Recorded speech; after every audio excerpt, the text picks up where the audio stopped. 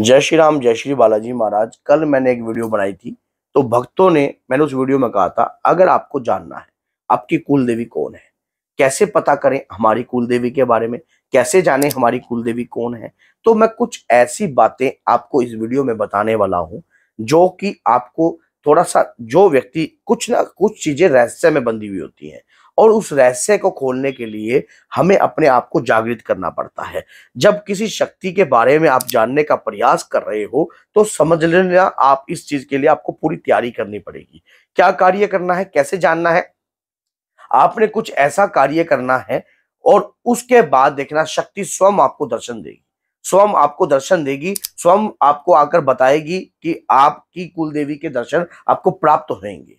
अब कैसे समझना है इस बात को, तो अभी तक अगर वीडियो को आपने सब्सक्राइब नहीं किया चैनल को तो सब्सक्राइब कीजिए, वीडियो को लाइक कर दीजिए और बेल आइकन बटन को दबा दीजिए ताकि हर नोटिफिकेशन आप तक पहुंच जाए। और वीडियो एंड तक बने रहना, अगर कोई पार्ट मिस हो जाता है तो कोई भी कार्य आपको समझने में समय लग सकता है।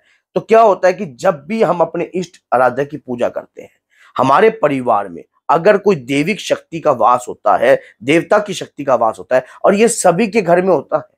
आपके परिवार में कुल की शक्ति की पूजा आज से नहीं चल रही है, युगों युगांतरों से चल रही है। माँ दुर्गा की जब रक्त बीज जैसे राक्षस का संहार करने के लिए माँ ने कालका का रूप धारण किया और उसके रक्त का पान किया, तब भी वो रक्त बीज की बूंदे जो है धरती से गिरने से मान लो राक्षस प्रकट हो रहे थे, तो माँ जहां बूंद गिरती थी वहीं पे अपने चरण रख देती थी, जिसके कारण जो है अपने पैर की तपस के कारण जो है माँ उसके रक्त को सोख लेती थी और इसके कारण रक्त बीज जैसे राक्षस का संहार किया माँ ने। तो आपके परिवार पर दिक्कतें, समस्याएं जो उत्पन्न होती हैं, मैंने बताया कि कुल देवी के रुष्ट होने से होती हैं, कुल देवी की पूजा ना करने से होती हैं। कुछ ऐसे व्यक्ति होते हैं जो कुल देवी की पूजा परिवार में बंद कर देते हैं, हमें पता नहीं होता हमारी कुल देवी कौन है।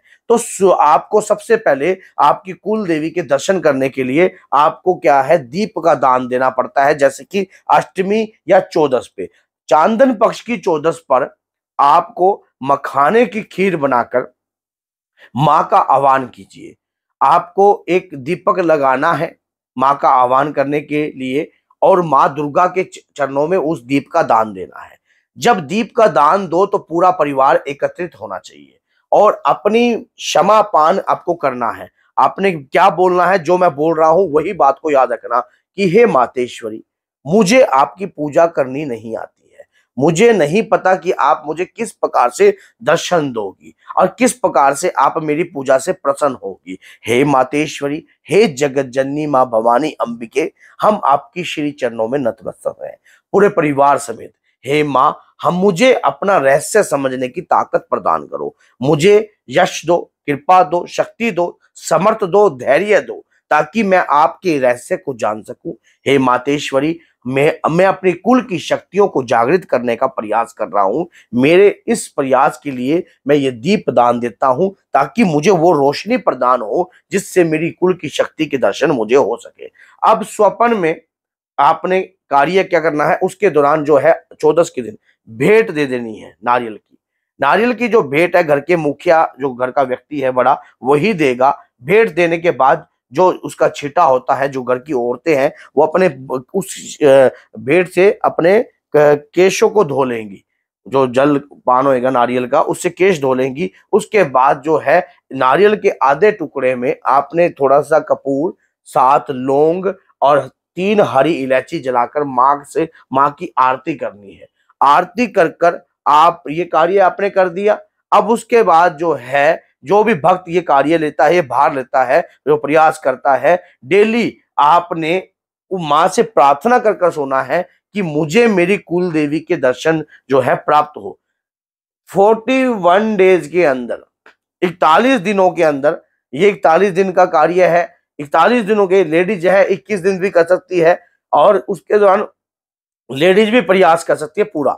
आप उसके बाद आप उन्हें जैसे भी अगली चौदस आएगी अंधेर पक्ष की, फिर उसके बाद फिर चौदस आएगी, तो अगली चौदस से पहले, मान लो तीसरी चौदस से पहले आपकी कुल देवी आपको स्वप्न के माध्यम से या किसी व्यक्ति के माध्यम से जरूर आप तक वो सूचना पहुंचेगी कि आपकी कुल देवी वाकई में है कौन।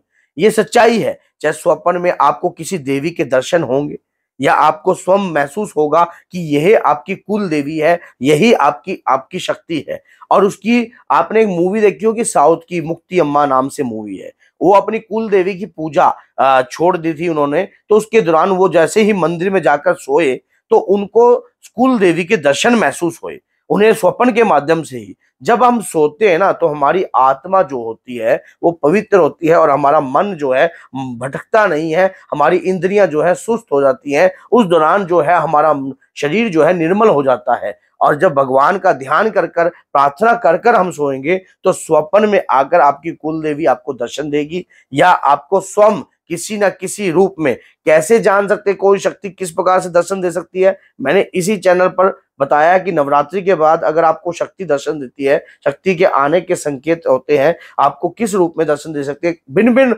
रूप हो सकते हैं माँ के, छोटी कन्या के रूप में हो सकते हैं, वृद्ध महिला के रूप में हो सकते हैं, या कोई महिला आपके परिवार की बुजुर्ग आकर स्वयं उनके मुख पर आकर वो स्वयं बोल सकती हैं कि आपकी तो फलानी फलानी देवी थी, उस देवी की पूजा आपके परिवार में चलती थी। तो ये बात याद रख लेना। उसके बाद मान लीजिए ज्वाला देवी है, माँ चामुंडा देवी है, माँ नैना देवी है, या उसके दौरान जो है माँ शाकुंभरी मैया है, या माँ शताक्षी देवी है। जैसा अब जो भी शक्ति की पूजा आपके परिवार में चलती थी, स्वप्न के माध्यम से आपका खिंचाव आएगा। परिवार के किसी भी मुखिया को जो भेंट दे रहा है, जो पूजा का भार संभाल रहा है, उन्हें भी स्वप्न आ सकता है। और उस सच्ची आत्मा को जो परिवार में अपनी देवी को वाकई में जगाने का प्रयास कर रही है। देखो, मानो तो भगवान है, ना मानो तो कुछ भी नहीं। अगर आप सच्ची आत्मा समर्पित कर कर माँ से प्रार्थना कर कर अपनी शक्तियों को जागृत करने की कोशिश करोगे तो माँ की कृपा आपको स्वयं प्राप्त होगी। आपको स्वयं ऐसा महसूस होगा कि शक्ति की कृपा आपके ऊपर है। और शक्ति की कृपा जिस व्यक्ति के ऊपर होती है उसके जीवन में अपने आप, क्योंकि कोई शक्ति है जो हमें चला रही है, और वो जब आपको आएगी स्वप्न के माध्यम से दिखाई देगी तो उसी क्षण से आप जो है माँ की पूजा करनी स्टार्ट कर दीजिए।